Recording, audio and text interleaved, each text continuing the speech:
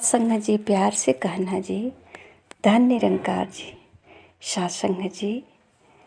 ये कितनी सुनहरी और सुंदर अवसर आया है जो मानव जीवन भी मिला है। अति कृपा भगवान ने करके दी, अति सुंदर काया है। इतना सुंदर अगर मानव का चोला मिला है तो सासंग जी जरूर कुछ उद्देश्य ही होगी ना, कि सारे इस धरती पे जितने जीव जंतु हैं ये सबसे उत्तम है, इसमें चेतना है। तो इस चेतना को जो है एहसास करें। सत्संग जी, आज सुनहरी अवसर ये है कि समय के सतगुरु माता सुदीक्षा जी महाराज हर जन तक पहुँच करके, देशों विदेशों में पहुँच करके ये मानव के हित के लिए ये आवाज़ दे रही हैं कि अपनी स्वयं की पहचान करो। अपनी पहचान करके ये मानव जीवन का कल्याण करो। जो बात हर युग में बताई गई है उसी को सिर्फ दोहरा रही हैं कि उठो जागो। ये मानव जीवन जो 84 लाख योनियों से भ्रमण करते हुए बड़े भाग्य से मिला है, जो कहा जाता है बड़े भाग्य मनुष्य तन पावा। सत्संग जी, ये सद्गुरु की बहुत बड़ी कृपा है कि मानव जीवन में हर मानव को ये ज्ञान की रोशनी दे करके मानव को प्रकाशित कर रही है। सत्संग जी, जैसे एक दीपक के जलाने से अंधकार दूर हो जाता है और छोटी सी छोटी वस्तु दिखाई देने लगती है। सत्संग जी, इसी प्रकार जैसे ही सद्गुरु के द्वारा ज्ञान का दीपक जल जाता है, उसी समय सत्संग जी सब कुछ अपने अंदर अच्छाई और बुराई का एहसास होने लगता है।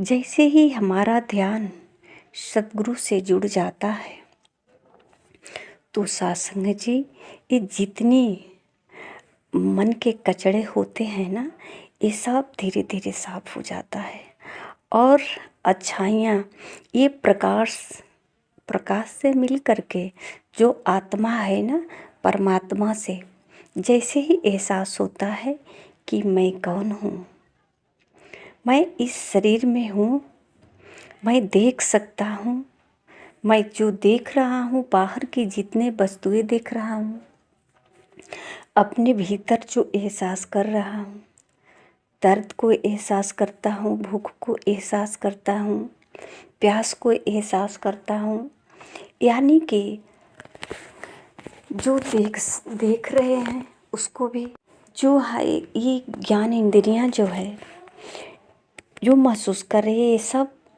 कौन है, ये कौन है जो देख रहा है। इसी को तो सद्गुरु सत्संग जी बता रहे हैं कि इसको जानो कि ये कौन है। जब अपने अंदर से क्रोध होता है तो अगर थोड़ी सी शांत होकर देखें क्रोध क्यों हो रहा है, तो इस क्रोध को भी देख सकते हैं। ये मन कहाँ कहाँ जा रहा है इसको भी देख सकते हैं। सत्संग जी, ये जो शरीर है, क्या मैं शरीर हूँ? अगर मैं शरीर हूँ तो सत्संग जी इसको भी देख लेते हैं। रात को जब सोते वक्त स्वप्न आता है तो सत्संग जी इस शरीर से अलग हो जाते हैं और शरीर बिस्तर पे होता है, पता नहीं कहाँ कहाँ घूमते हैं। तो सत्संग जी ये जो है सद्गुरु का जब ज्ञान रूपी रोशनी मन के अंदर जल जाती है तो अपना स्वयं का एहसास होता है। मैं आत्मा परमात्मा का अंश हूँ या परमात्मा हूँ, ये भेद भी खत्म हो जाता है। मैं विराट और इतने एक छोटे से आत्मा के रूप में वह भी शरीर अपने को मान बैठे और सत्संग जी शरीर से जब जुड़ते हैं तो इसमें बहुत सारे विकार भर जाता है, जाति पाति भर जाती है, तेरा मेरा का भाव भर जाता है। मैं करता हूँ, मैं ये हूँ, मैं वो हूँ, इस तरफ का एक अहंकार विराट रूप बन जाता है। और सत्संग जी ये अहंकार के विराट रूप होते ही यहाँ आत्मा सिकुड़ कर छोटी हो जाती है, ऐसा महसूस होता है। ये तो है परमात्मा का अंश, ये परमात्मा ही है, पर अज्ञानता के कारण, न जानने के कारण सत्संग जी सद्गुरु कहते हैं कि निरंकार के भय में रहता जो जन इसको जानकर कहे हरदेव कर्म वो करता, साक्षी इसको मानकर। ये जब सब कुछ जानकारी होता है तो ये अहंकार जो है ना, ये भी खत्म हो जाता है, क्योंकि इसको पता है कि सब कुछ यही करने वाले हैं। अब साक्षी इनको मान लेते हैं, होता तो हाथों से हो, कुछ देखते भी हैं तो आँख से देखते हैं, तो एहसास ये अगर हो जाए कि ये आँखें हैं, आँखें तो देख रही हैं, पर ये कौन है जो इन आँखों के माध्यम से देख रहा है? मैं आँख तो नहीं हूँ, आँख के माध्यम से देख रहा हूँ, तस्वीर को पहचान रहा हूँ, सही गलत का निराकरण कर रहा हूँ। तो सत्संग जी इसी प्रकार बोलते हैं, इसको भी एहसास कर सकते हैं कि मैं तो शरीर हूँ, हमारे इस जो है जिह्वा से बोल रहे हैं, मुख से जो बोल रहे हैं, कंठ से जो शब्द आ रही है, ये कौन है, इसका भी एहसास कर सकते हैं। तो जब ऐसा एहसास होता है, एक साक्षी के रूप में सिर्फ देखते हैं, जब देखने लगते हैं, एहसास जब ये होने लगता है कि कौन बोल रहा है, ये क्रोध कहाँ से आ रहा है, प्रेम कहाँ से आ रहा है, अपने पराया का भेद। तो सत्संग जी ये जब होता है तो बहुत विशाल रूप में इसमें बहुत विशालता आता है, शांति आती है, धैर्यता आता है, क्योंकि ये परमात्मा अखंड है, असीम है, अनंत है, ये शांत है, ये शीतल है। तो सत्संग जी जब इससे जुड़ा होता है तो सत्संग जी सारे विकार खत्म हो जाता है और धीरे धीरे इस मन में शांति आने लगता है।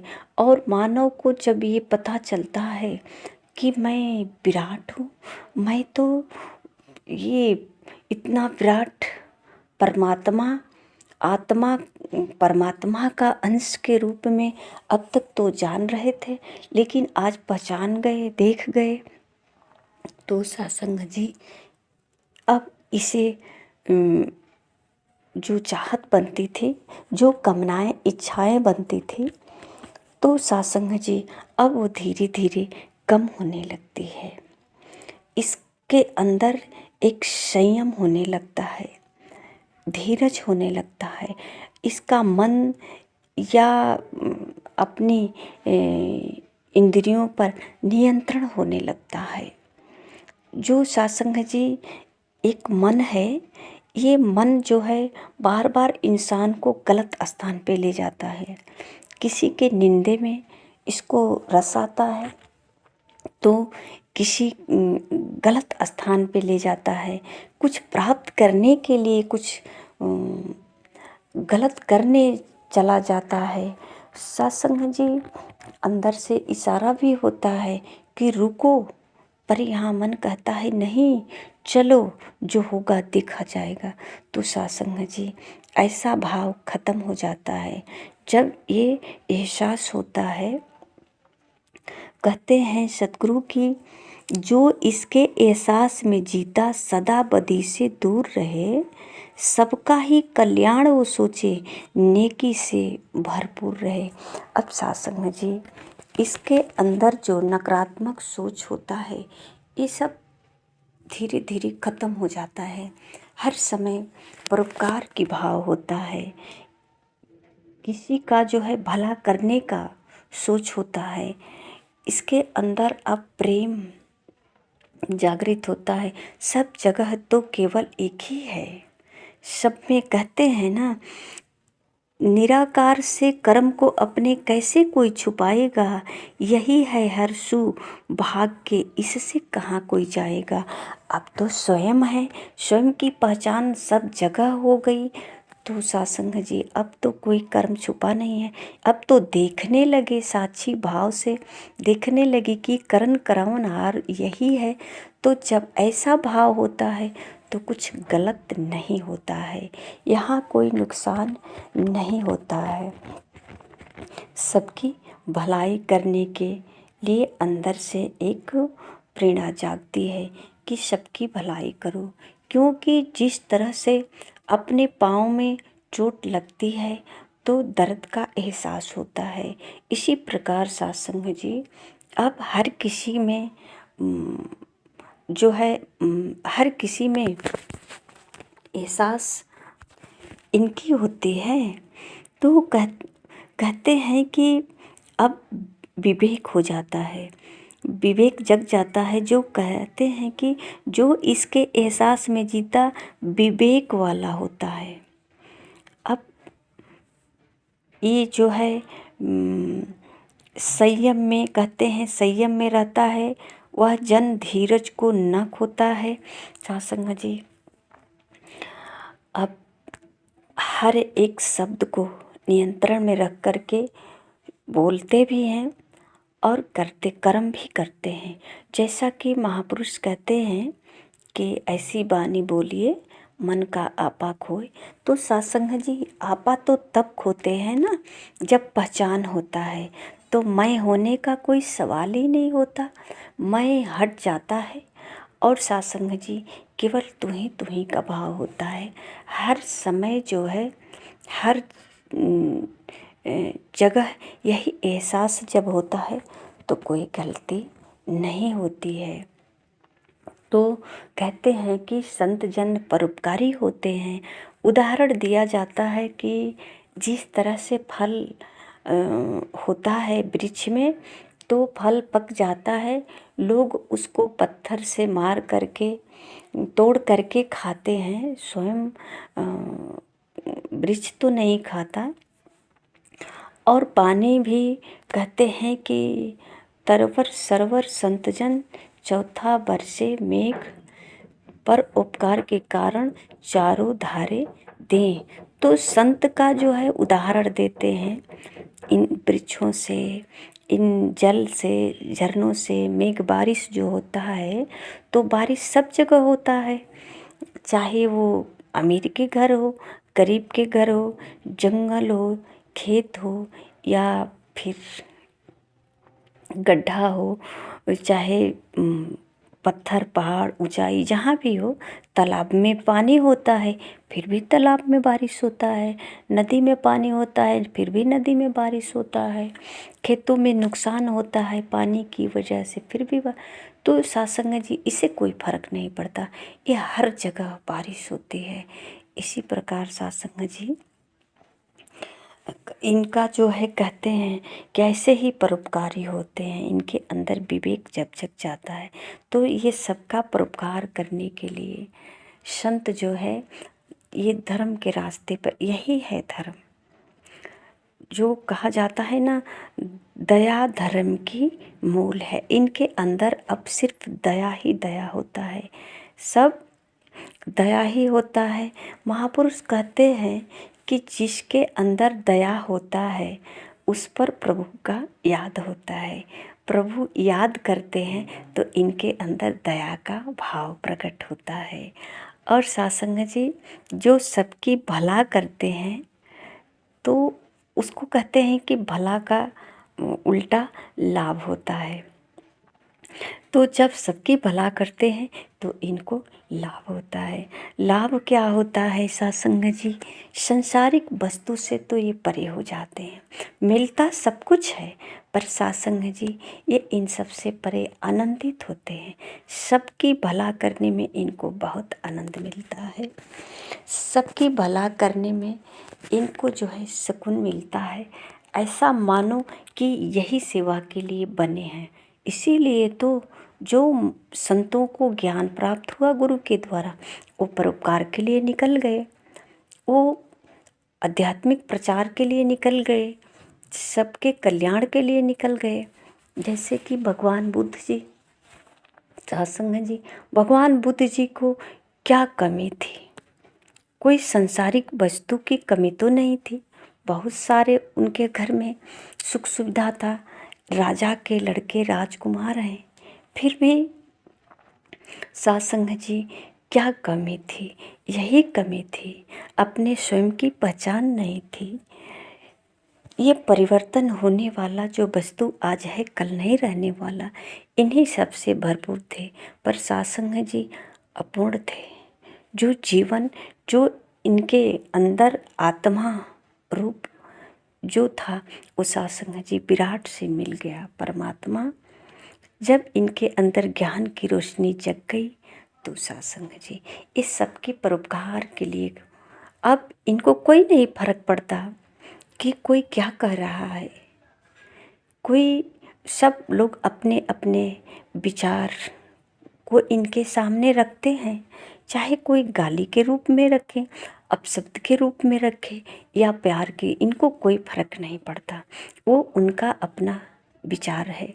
अब इनके अंदर जो विचार है ये बिल्कुल एक सच्चा और सकारात्मक, एक चमकता हुआ जो इनके अंदर प्रकाश है, वो सत्संग जी प्रकाश तो कोई नहीं देख पाता, पर अपनी शक्ति से, अपने प्रकाश से औरों के अंदर हर अच्छाई को और बुराई को देख लेते। तो सत्संग जी जरा भी किसी में अच्छाई होती, प्रयास करते सबको, सब में अच्छाई ही देखने लगते, समझ जाते कि सबका अपना अपना व्यवहार है, सब अंधकार में है, अज्ञानता में है। तो सत्संग जी सबको प्रकाशित करना चाहते हैं, ये परोपकार में निकल जाते हैं। तो सत्संग जी आइए मानव जीवन में सतगुरु के चरणों में आकर के स्वयं की पहचान करें, मैं कौन हूँ। और अपनी जब पहचान होती है सत्संग जी, जैसा कि महापुरुष कहते हैं, बिन सत्संग विवेक न होई, राम कृपा बिनु सुलभ न सोई। सत्संग जी बिना सत्संग का विवेक नहीं होगा, और बिना हरि की कृपा का संत का दर्शन नहीं होगा, संगत नहीं मिलेगा, अच्छा नहीं लगेगा। संगत मिलेगा भी तो सत्संग अच्छा नहीं लगेगा। जो संसार के मनोरंजन में अपना जीवन बिताते हैं, सत्संग जी ये बिल्कुल सादा लगता है। सत्संग लगता है इसमें कोई रस नहीं, पर सत्संग जी जब ज्ञान प्राप्त हो जाता है ना, तो इससे बड़ा सुंदर शुद्ध भाषा कुछ होता ही नहीं है। केवल आत्मा को यही अच्छा लगता है। जैसे सत्संग जी एक अस्वस्थ व्यक्ति को हर खाना फीका लगता है, उसी प्रकार सत्संग जी जब मन में अहंकार या विकार भर जाता है ना, तो सत्संग संतों की बाणी अच्छा नहीं लगता है। और जब सत्संग जी ज्ञान की रोशनी जग जाती है तो हर खाना अच्छा जैसे स्वस्थ व्यक्ति को लगता है, इसी प्रकार जब इस सद्गुरु के ज्ञान से मन में प्रकाश जग जाता है तो हर महापुरुषों की पहचान भी होती है। सज्जन व्यक्ति का संग जब मिलता है तो ये सत्संग, भजन, कीर्तन, ये सब अच्छा लगने लगता है। और यही अच्छाई जो है मानव के मन के अंदर सिर्फ अच्छाई ही अच्छाई भर जाता है। मानव जीवन अपना कल्याण करना ही मानव का उद्देश्य है और मिला भी जीवन इसीलिए है। आइए साथ संगत जी, ये अवसर न जाए, जो मानव जीवन मिला है ये अवसर न खोएं। सद्गुरु के चरणों में आकर के इस अवसर का लाभ लें। साथ संगत जी, प्यार से कहना। धन्य निरंकार जी।